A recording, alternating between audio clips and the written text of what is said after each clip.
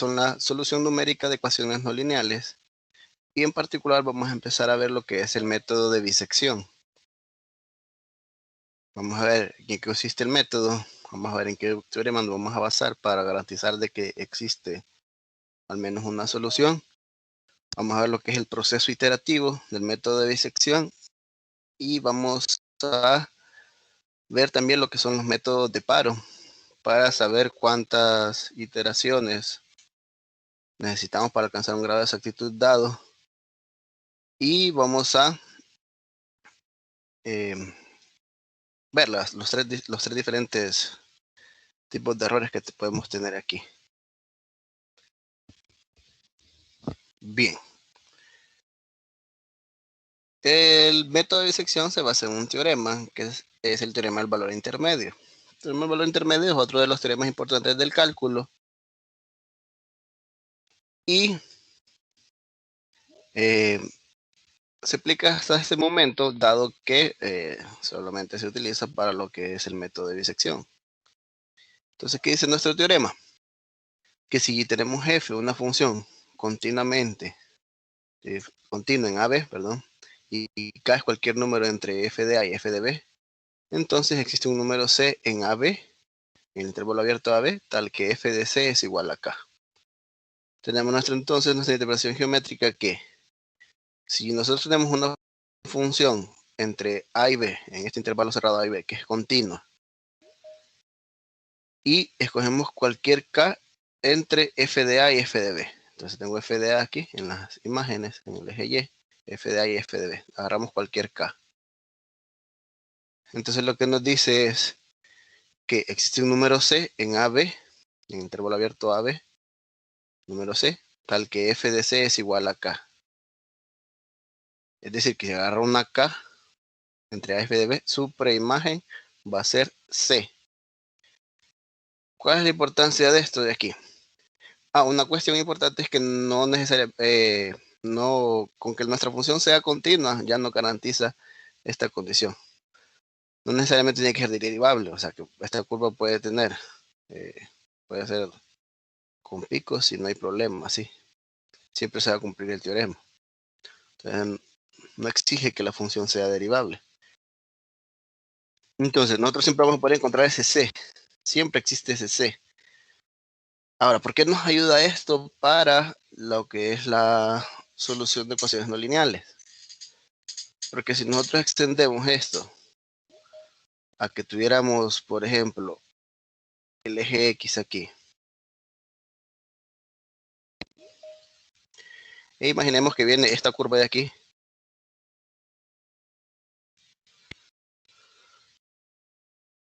De tal manera que cruza al eje X. Tenemos este punto de aquí. ¿Qué nos dice? Que si nosotros agarramos k igual a 0,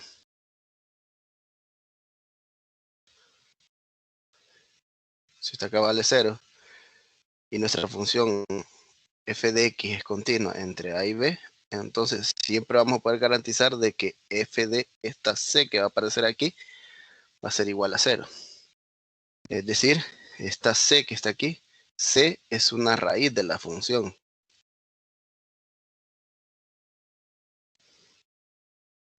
Que al final eso es lo que hacemos nosotros a la hora de resolver ecuaciones. ¿Por qué? Porque ¿qué significa que c sea una raíz de la función? Esto significa que f de c va a ser igual a 0. Como les digo, eso es lo que hacemos normalmente. Agarramos nosotros una ecuación igualada a 0 y empezamos a resolver. Entonces, con nuestra condición de que la función sea continua, ya no garantiza de que va a tener solución. Pero ¿qué condiciones tiene que cumplir f de a y f de b para que nuestra función pueda cruzar al eje X? Observen que cuando nosotros tomamos la imagen de A, está por arriba del eje X. Entonces esto va a ser mayor que 0. Y cuando vamos a lo que es la imagen de B, por estar debajo del eje X, es menor que 0.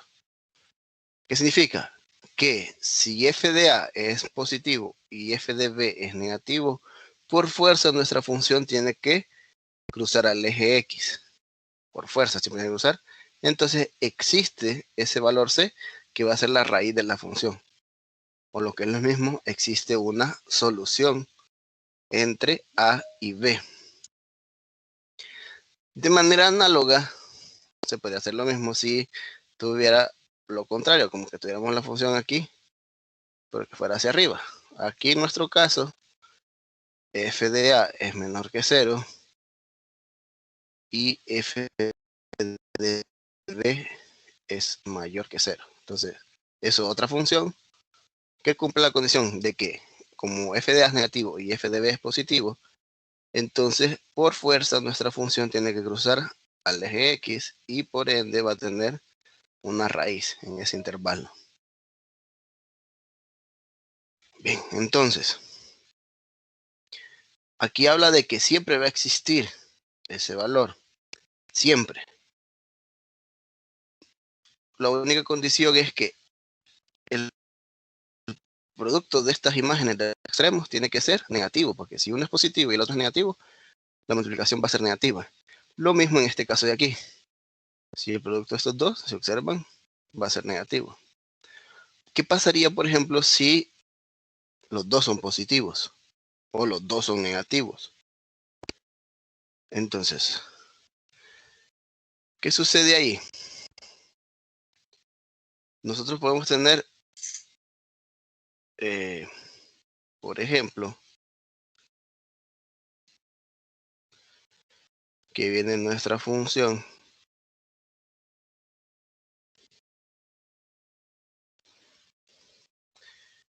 y hace algo así.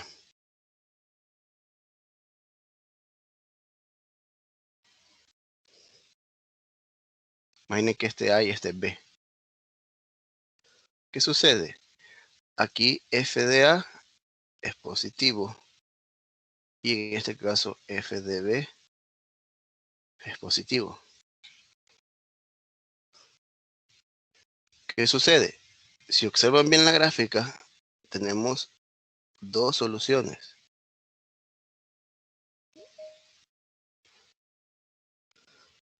Existen dos soluciones. Pero si yo hago esto de aquí,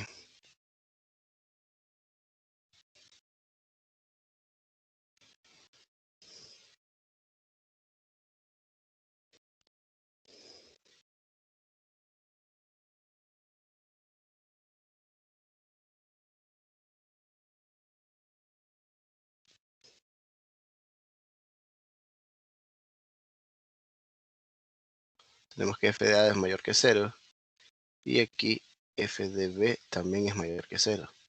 Entonces aquí hay dos soluciones para este caso,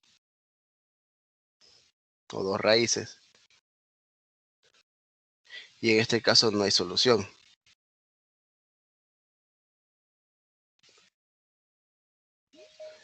¿Qué sucede entonces? En el caso anterior, cuando uno es positivo y el otro es negativo o viceversa, cuando tienen signos opuestos, nosotros podemos garantizar de que siempre va a existir al menos una solución. Mientras que si tuviéramos los dos positivos, similarmente a que se fueran dos negativos, no podemos garantizar porque aquí en este caso hay dos soluciones y en este caso no hay solución. Entonces no es siempre que se puede cumplir. Entonces, ¿qué dice uno aquí?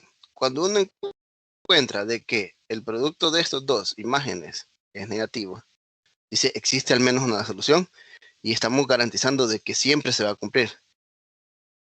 Cuando miramos nosotros que los dos signos son positivos, puede ser que exista o puede ser que no exista.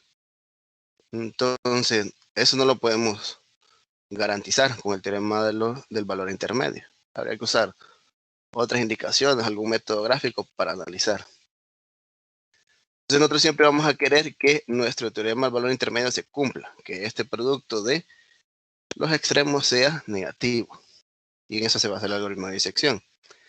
Entonces vamos a ver un ejemplo del teorema del valor intermedio. Imagínense que me dicen que demuestre que la siguiente ecuación tiene al menos una solución en los intervalos dados. Y tengo x coseno de x menos 2x cuadrada más 3x menos 1 igual a 0. Y me dan este intervalo de aquí, de 0.2 a 0.3. Entonces, si esta es nuestra función f de x, ¿qué podemos decir? ¿O qué deberíamos de hacer? Entonces vamos a analizar los extremos.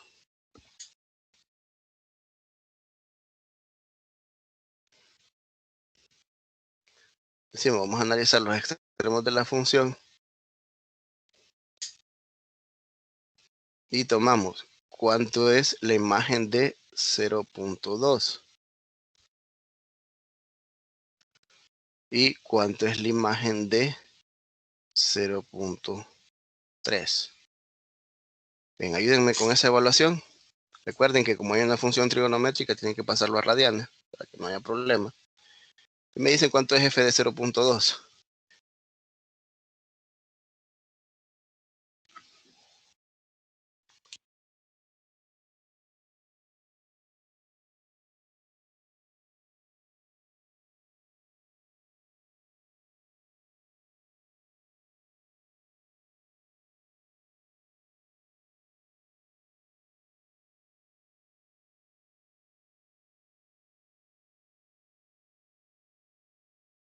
¿Cuánto le da? Siempre hay que pasarlo a radianes, ¿verdad?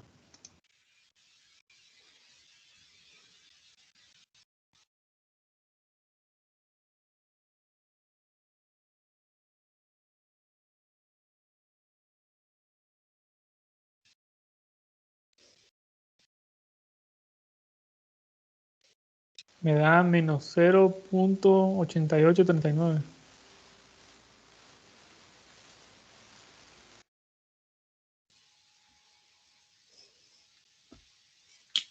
Ajá. Tan difícil es calcular eso. Menos 0.8839. Vamos aquí. Entonces, voy a definir una función aquí.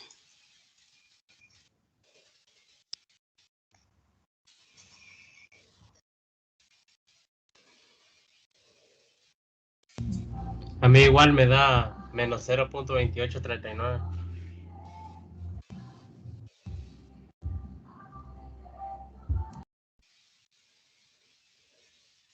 Me dice que f de 0.2 es menos 0.2840. Y me dice que f de 0.3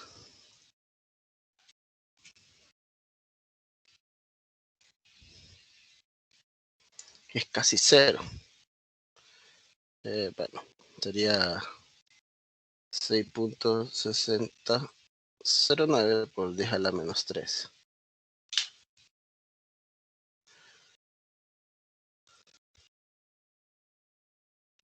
¿Qué tenemos entonces? Este es negativo 0.2840 y este es 0.0066.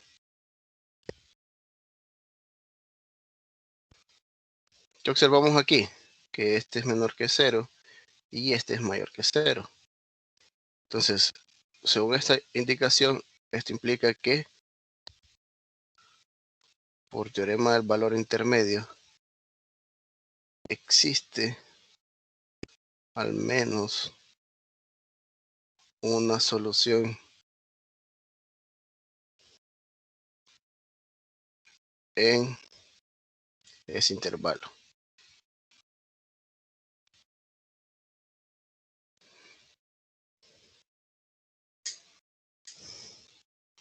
Bien, y lo mismo sería con el otro intervalo, probar eso.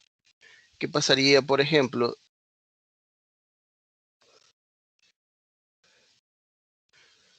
si nos preguntaran que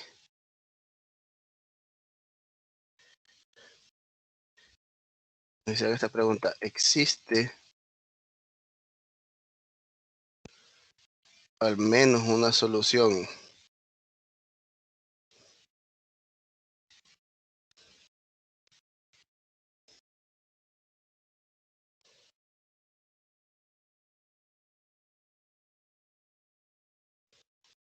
Imagínense que agarre de 0 a 0.2. Entonces, ¿qué habría que ver? Tendré que calcular cuánto es f de 0 y calcular cuánto es f de 0.2. El 0.2 ya lo tenemos, que es menos 0.2840. Aquí al final no es necesaria las cifras decimales. La idea es ver qué signo ocupamos. Necesitamos ver cuánto es f de 0. Entonces venimos aquí y decimos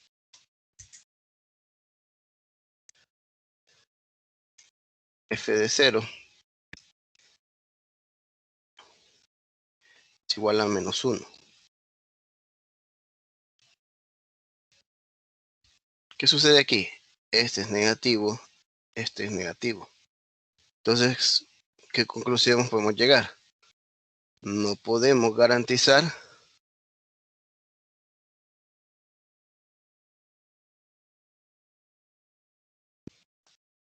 si existe o no una solución.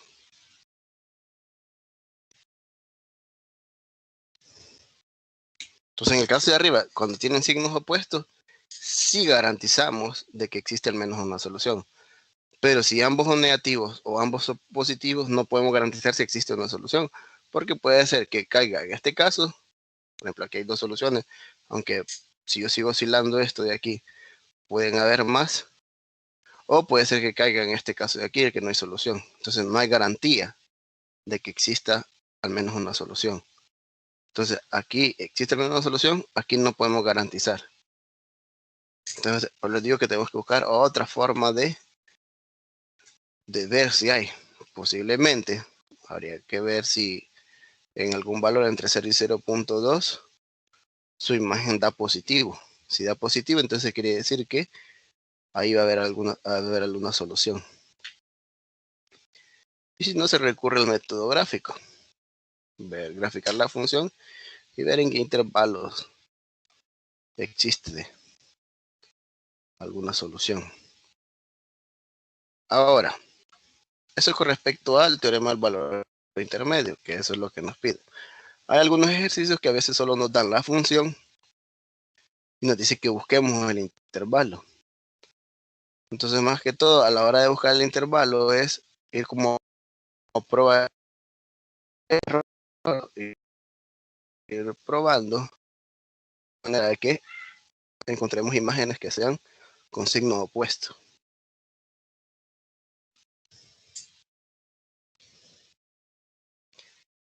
Bien, estamos claros ahí. Entonces, ya que sabemos esto, ya podemos ver cuál es el algoritmo. Entonces, ¿cuál es el algoritmo de método de disección? El método de disección, como su nombre lo dice, viene de bi, que vamos a bisecar. ¿Qué vamos a bisecar? Pues vamos a bisecar un segmento. Este intervalo donde existe la solución. Entonces, ¿cuál es el algoritmo del método de disección? Conociendo por el teorema del valor intermedio, que nos garantiza la existencia. Cuando habla de existe la existencia, puede ser que exista una o más soluciones, o más raíces. Supondremos que la función f de x tiene solución única. Bien, habría que ver qué teorema. Ya sabemos que para probar existencia, el teorema del valor intermedio ya nos garantiza existencia. Ahora, ¿quién nos va a garantizar solución única? Pues una de las formas de hacerlo es con el teorema de Rolle. Una de las formas, después existen otras formas de hacerlo. Pero no lo vamos a ver el día de hoy. Lo que vamos a ver es cómo funciona el algoritmo. El método de disección consiste en lo siguiente. Supongamos que A1 es igual a A. Agarramos que el extremo izquierdo va a ser A1. Y B1 va a ser igual a B, el extremo derecho. Y tomamos lo que es el punto medio. Vamos a tomar el punto medio aquí. De A1 y B1. Definido por P1 igual a A1 más B1 entre 2. Entonces, tomamos ese punto medio. Y analizamos. Si f de P1, si f de ese punto medio es igual a 0, bien, se detiene el algoritmo porque ya encontramos la raíz de la ecuación. Entonces decimos que P, esa raíz P, la que habla aquí, es la solución y es la raíz de la ecuación o la raíz de la función. Bien, pero eso sí sucede que eso es 0. ¿Qué pasa si no es 0? Entonces venimos a la otra condición. Si no, vamos a verificar que f de P1 por A1 sea menor que 0. Si ustedes observan, lo que estamos haciendo aquí es, tenemos en un principio un intervalo AB, donde sabemos que va a haber una solución. Y lo que hacemos es que definimos A1 y B1. Y calculamos el punto medio P1. Entonces cuando dice aquí que f de P1 por f de A1 es menor que 0, está diciendo que la solución está dentro de ese intervalo. O sea, que puede estar dentro de aquí. Si se fijan, este no es el caso. ¿Qué pudo haber sucedido aquí en la gráfica? Ya que si tenemos una función aquí, que f de A1 y f de P1, o ambos son positivos, o está viendo los dos acá arriba, o ambos son negativos. Entonces no va a estar la solución ahí. Si no se cumple eso, si eso es mayor que 0, entonces si no, vamos a chequear que f de P1 por f de B1 sea menor que 0. Que chequear el otro subintervalo. Este de aquí. Y si checamos que eso es menor que 0, entonces P va a estar dentro de ese intervalo que están ahí en azul. Aquí gráficamente se observa que sí está. Entonces, dependiendo cuál sea el caso, definimos un nuevo intervalo. Si fuera el caso de que f de P1 por f de A1 es menor que 0, o sea que fuera el de la izquierda, entonces lo que haríamos es definir que este sería A2 y este sería B2. El intervalo de la izquierda sería el nuevo con el que voy a trabajar. Pero ese no es el caso, entonces lo que vamos a hacer es que, como ocurre en el de la derecha, vamos a definir este B1 va a ser A2 y este B1 va a ser B2. Y este es el nuevo intervalo donde voy a trabajar. Y luego repetimos el procedimiento con este intervalo que acabamos de encontrar. Entonces, como ya tenemos que A2 es P1 y B2 igual a B1, ¿qué vamos a hacer? Vamos a calcular el punto medio, que estaría como por aquí. Y vamos a hacer el mismo análisis. ¿Dónde está? Bueno, entonces aquí está en el de la izquierda. Aquí nos va a dar que f de A2 por f de P sub 2 es menor que 0. Volvemos a hacer el procedimiento.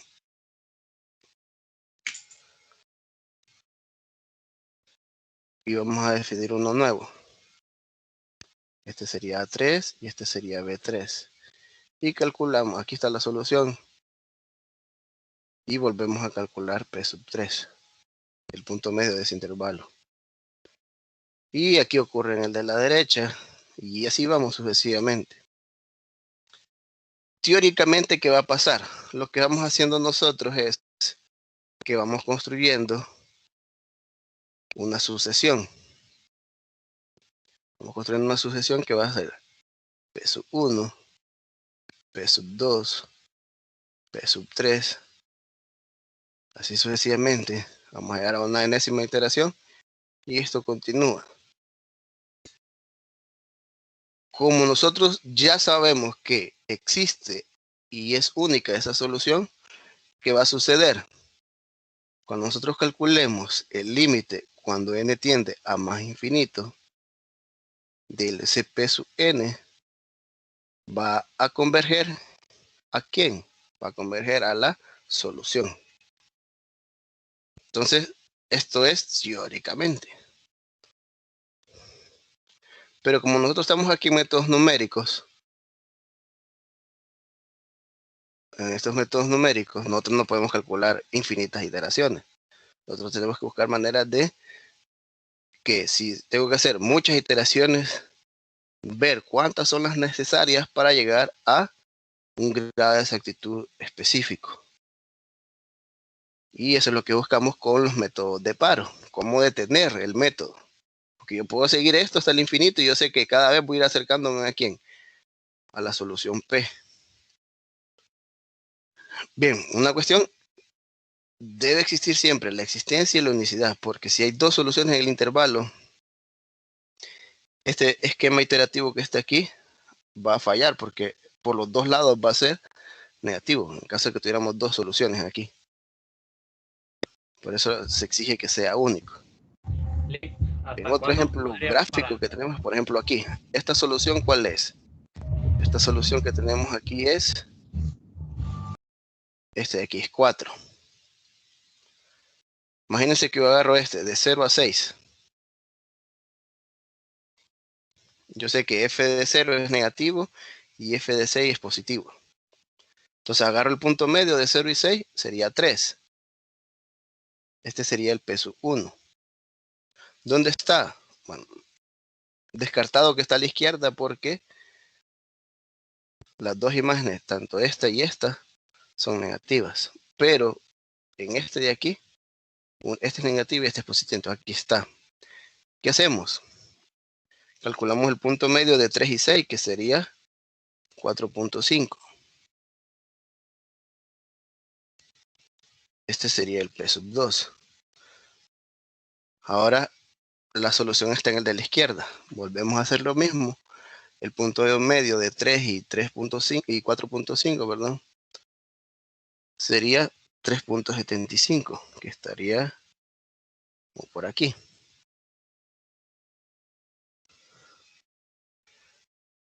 Y así vamos. Vamos a ir como, no siempre se va a ir oscilando, hay que ir viendo dónde va a estar la solución, pero vamos haciendo eso de ahí. Entonces cada vez nos vamos acercando a quién, nos vamos acercando a la solución P. Cuestión importante aquí es que nosotros no conocemos P en un principio, pero si nosotros agarramos cuánto es la distancia que hay entre la solución P, la solución exacta P, y lo que es la solución aproximada P sub 1, la primera iteración,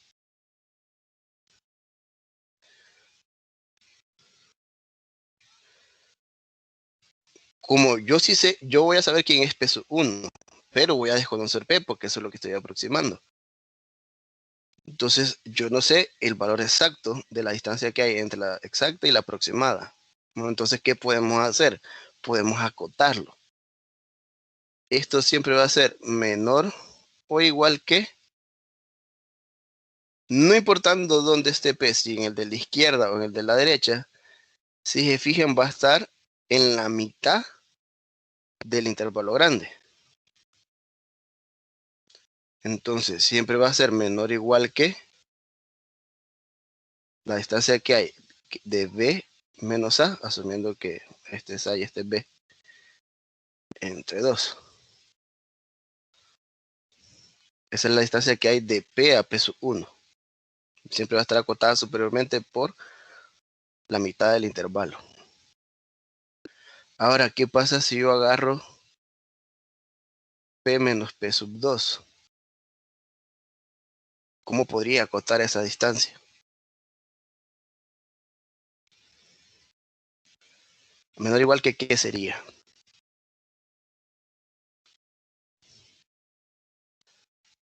Al tener aquí, si nosotros, esta es una mitad y esta es la otra mitad. Pero después esta se vuelve otra vez a partir.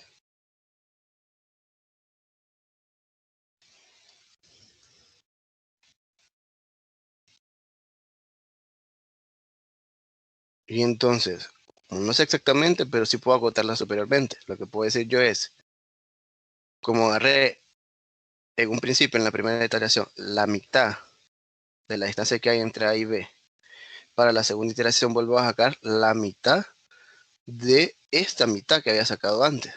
Entonces yo puedo tener aquí que esto es menor o igual que B menos A entre 2 a la 2.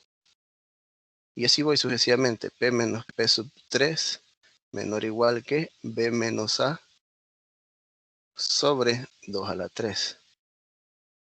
Y esto en general sería que P menos P sub n, ya para la enésima iteración sería menor o igual que B menos A sobre 2 a la n.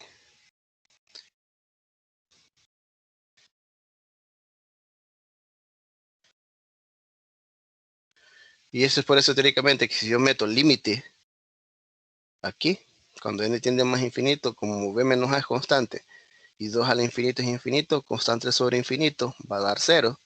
Y está diciendo que el valor absoluto de P menos P sub n es menor o igual que 0.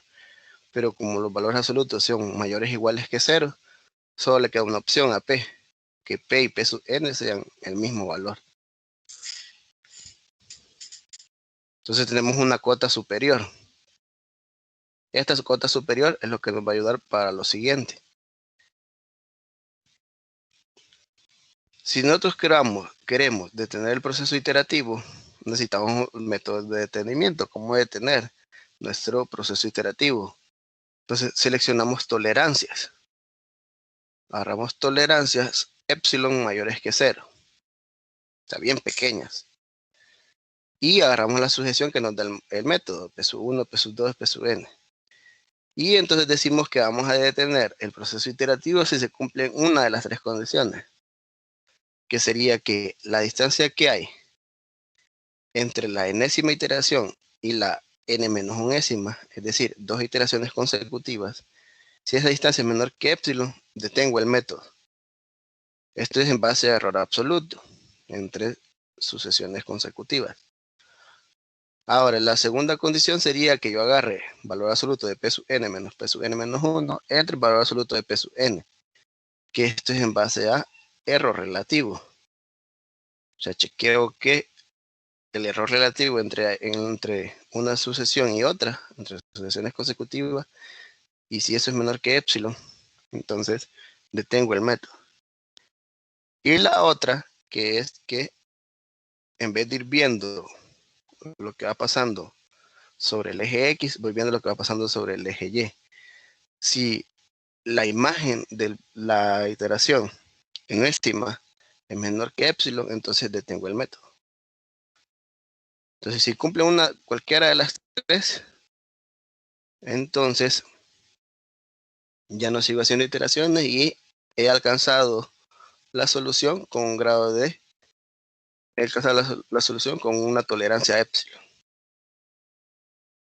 Luego, en base al error que miramos antes, a lo que es la distancia que hay entre P y P sub n, que siempre está acotado por B menos A sobre 2 a la n, nosotros podemos calcular en base a esa tolerancia esa n, una aproximación de esa n, del número de iteraciones necesarias. Esto no es más que un simple despeje de agarrar B menos A sobre 2 a la n menor que epsilon y despejar para n. Y llegamos a esto, desigualdad de aquí, que el n tiene que ser mayor que logaritmo natural de B menos A sobre epsilon entre logaritmo natural de 2. Si se fijan, esto es en base al primer error, en base a error absoluto. Entonces, esta fórmula aquí va a funcionar. Este número de iteraciones que está aquí va a funcionar si estamos haciendo con error absoluto. ¿Se podría hacer con los otros errores? Sí. Bueno, con el otro, con el segundo.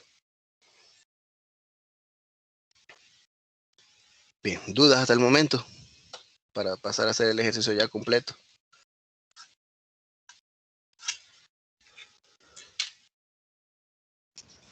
Podríamos saber el valor de Pn hasta la enésima que nos pidan.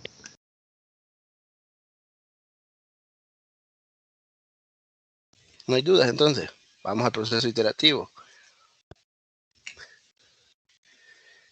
Me dicen que resuelva mediante el método de bisección hasta alcanzar una exactitud de...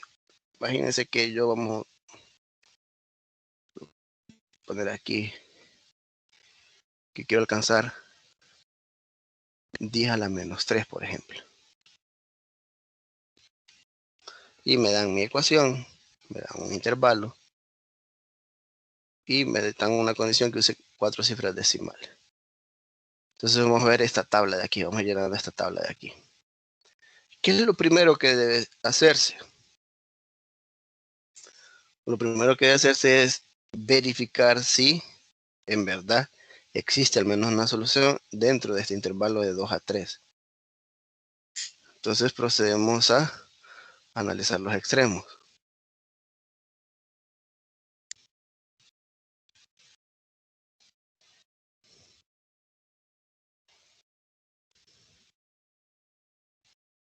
Y procedemos a calcular, suponiendo que esta es mi función, lo que es f de 2 y lo que es f de 3. Bien. Ahora sí, necesito cuánto es f de 2 y f de 3. Calcúlenlo ahí.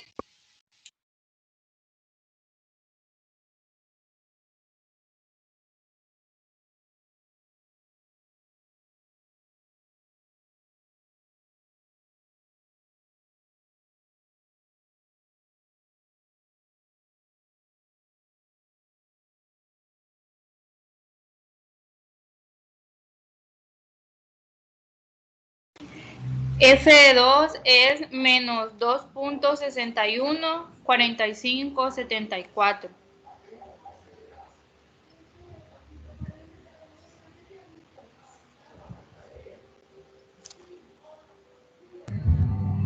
Yo creo que no nos escucha. Porque nosotros sí no nos escuchamos, pero él no nos escucha, creo yo. Pues qué raro. No, sí los estoy escuchando. Bueno, 2 entonces puntos. sería 45, 74. 40, sería 46. Sí, es menos 2.61, 45, 74. Sí, 46. 46 a 4 cifras. ¿Y f de 3? O sea que cuando les pregunté si habían dudas, yo no los escuchaba a ustedes. Creo que un muchacho tenía una duda, pero usted no le respondió. Sí, yo no escuché nada. Pues. ¿Cuánto es f de 3?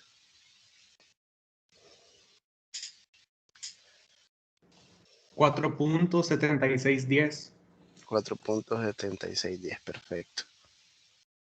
Sí, yo no los estaba escuchando. ¿Qué observan aquí? Que tienen signos opuestos. Entonces, por teorema de qué? Por teorema del valor intermedio, sabemos que existe al menos una solución.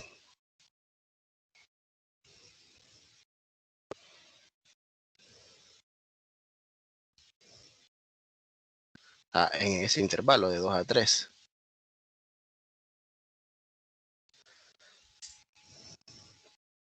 ¿Qué pasa si los dos salieran positivos o los dos salieran negativos?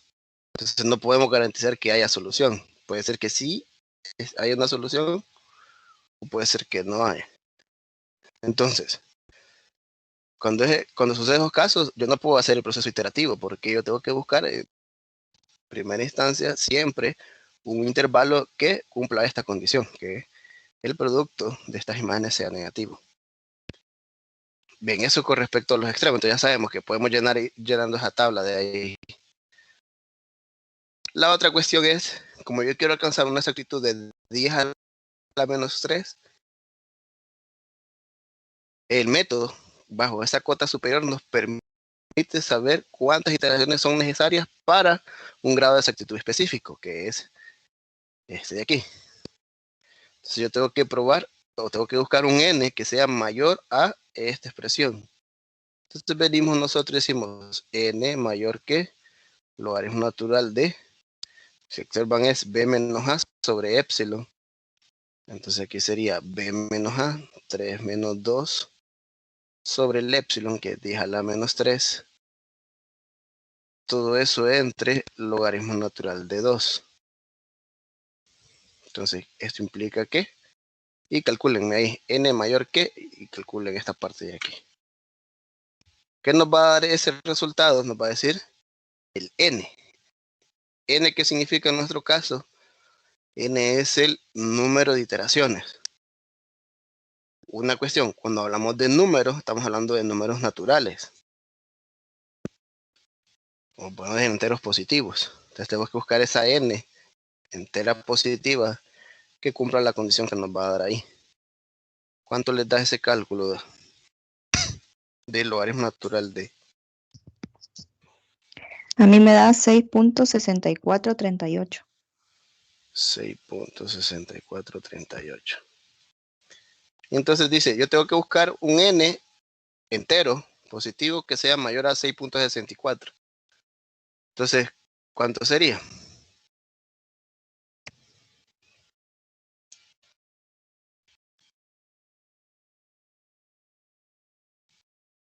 Entonces se necesitan ¿cuántas iteraciones? 7 iteraciones. 7 iteraciones. Con 7 iteraciones logro ¿qué? Logro una exactitud de 10 a la menos 3. ¿Bajo qué? Bajo la premisa de que es el error absoluto que estoy calculando ahí. Bien. Si observan la tabla, tengo aquí espacio como para 5 iteraciones. 5 iteraciones. Vamos a hacer, si logramos en estos 10 minutos, hacer 5 iteraciones. Venimos nosotros y decimos, primera iteración. Licenciado, Dígame. ahí me dio 9.9657. Disculpe. A mí también me dio eso. Ah, bueno, entonces aquí hay que corregir esto. 9.96. Sí. O sea, ahí ven cuidadosos ahí. 9.96.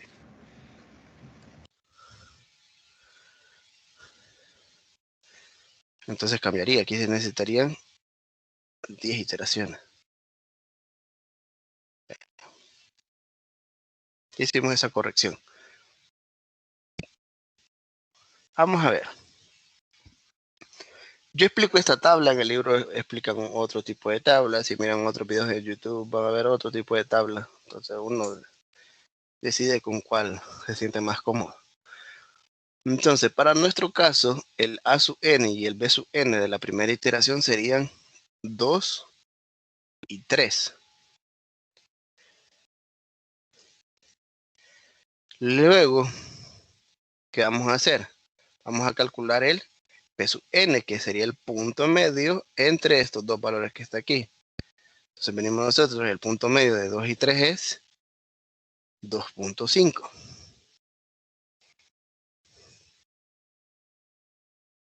¿Estamos claros ahí?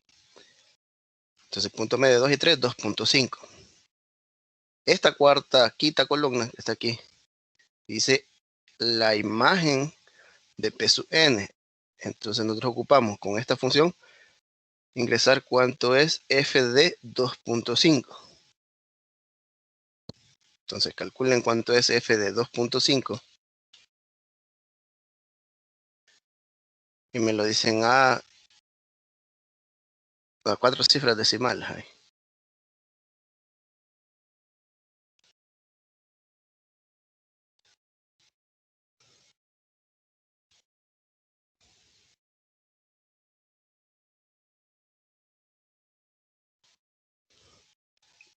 Ahora, ¿cuál es una cuestión importante antes de que me den el valor? Una cuestión importante es saber cómo se ingresan funciones, tanto en la calculadora o con cualquier software ahí. Porque como es un proceso iterativo, hay que estar agarrando esa función e ir evaluándola en diferentes valores. Entonces, no es conveniente que por cada iteración que vaya haciendo, yo tenga que escribir aquí 2 por 2.5, coseno de 2 por 2.5, no. Ocupamos una calculadora que nos permita que ingresar esta función y después solo evaluar para que se haga el proceso más rápido. Bien, alguien me va a decir f de 2.5, ¿cuánto le dio? 1.1683. 1.1683. ¿Alguien más verificó y le dio eso? Sí, también. A mí también me dio lo Sí, mismo. está bien. Ok. Para la primera iteración no hay manera de comparar errores porque dice iteración con la anterior, pero no es la primera. Entonces no hay. Igual, entonces estos quedan vacíos. Omitan esta parte de aquí. ¿Qué necesitamos nosotros a la hora de hacer la segunda iteración? Necesitamos definir en qué intervalo va a estar la solución. Yo lo que le hago es que les explico que lo que hago es 2, ¿qué signo tiene en su imagen? Entonces, como ya lo calculamos, aquí f de 2 es menos 2.71. Entonces, el signo que tiene es negativo, la imagen. Ese renglón. Ahora, el de 3 es positivo.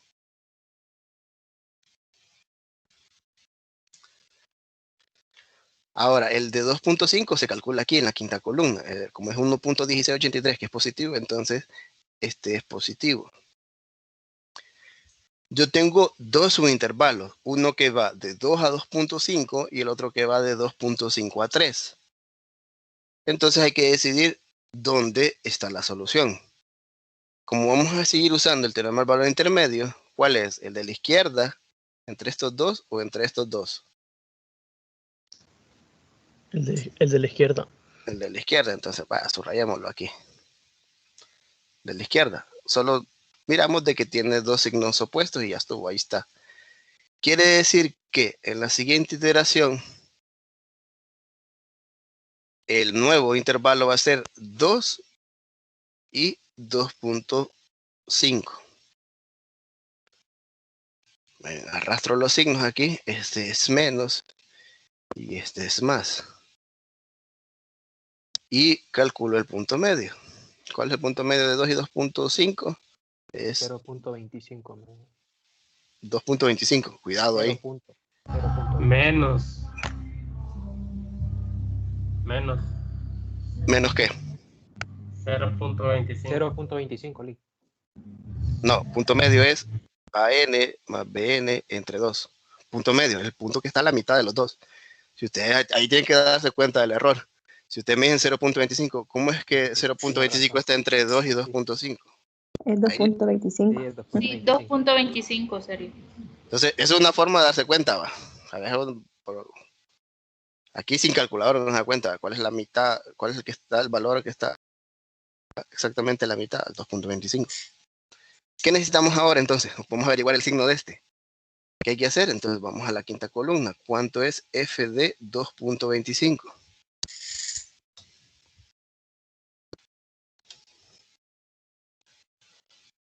Menos 1.0110.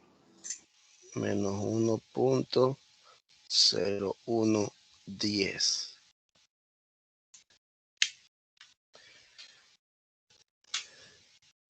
Bien, vamos a completar ya las otras columnas, porque ahora ya sí puedo. Y lo que voy a hacer es el error absoluto. ¿Cuál es la distancia que hay entre una iteración y la anterior? Entonces, como ya estamos en la segunda parte de la tabla, ¿cuál es la distancia que hay entre 2.25 y 2.5? Entonces, es más que evidente que la distancia es de 0.25. 0.25. Cuando ya tienen el error absoluto aquí, entonces vienen al error relativo, que sería agarrar este error absoluto y dividirlo entre el valor absoluto de la iteración en la cual están. Entonces, habría que agarrar el 0.25 entre el 2.25.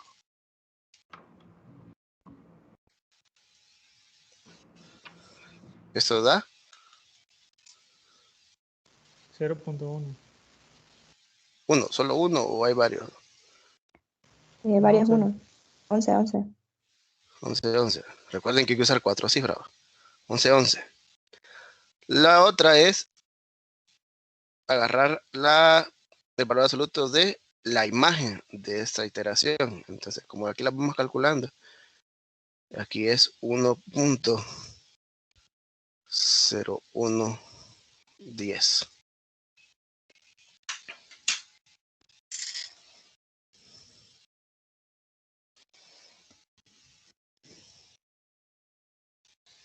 Bien. Procedemos entonces a hacer ¿qué? Vamos al signo. ¿Cuál es el signo de 2.25? La imagen de este, ¿cuánto es? ¿Positivo o negativo?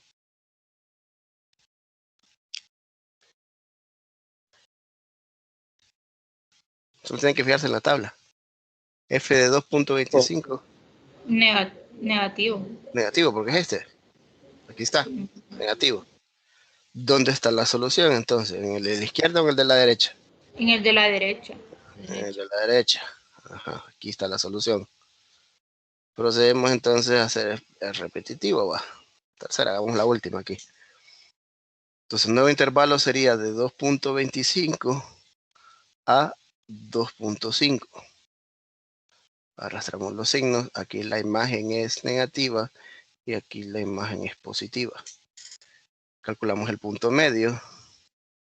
Y el punto medio sería 2 puntos, serían 3.75.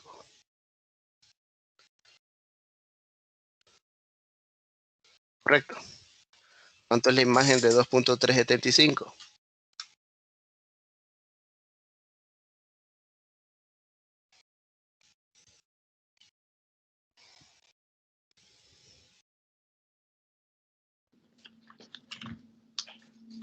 A mí me da 0.03798. Sí, a mí también. Ok, 0.037, 0.0398 o 380. 37.98. 0.37.98.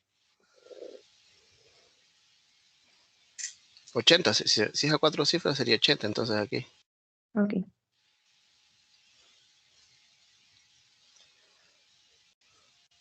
0.0380.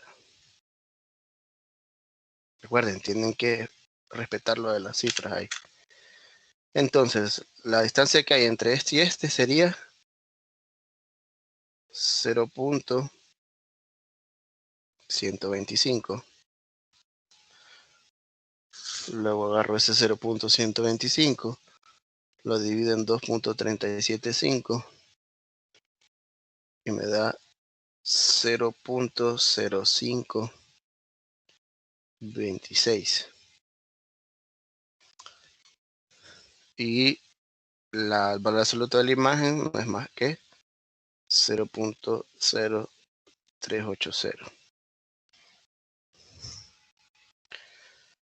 Bien, analicemos signo aquí. Este de aquí, como es esta imagen, este es positiva, entonces este es más. Y nos dice que la solución va a estar en el de la izquierda.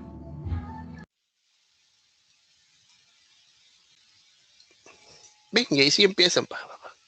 Según nosotros, según nuestro grado de exactitud, que nos dan de 10 a la menos 3, tendría que hacer que 10 iteraciones. Ahorita solo hice 3. Pero entendiendo el algoritmo ya pueden hacer las otras 7 restantes. Entonces, una de las ventajas que tiene el método de disección es que el método siempre converge a la solución exacta. Pero la desventaja es que su convergencia es demasiado lenta. Uno no quiere hacer 10 iteraciones para 10 a la menos 3, uno quiere hacer menos iteraciones. Entonces, por eso van surgiendo más métodos para resolver ecuaciones no lineales. Entonces, el método de punto fijo, el método de la secante, el método de Newton-Raphson. Hay modificaciones de Newton-Raphson y así sucesivamente. Entonces ya pueden completar esta tabla con las 10 iteraciones y ver cuál es la solución.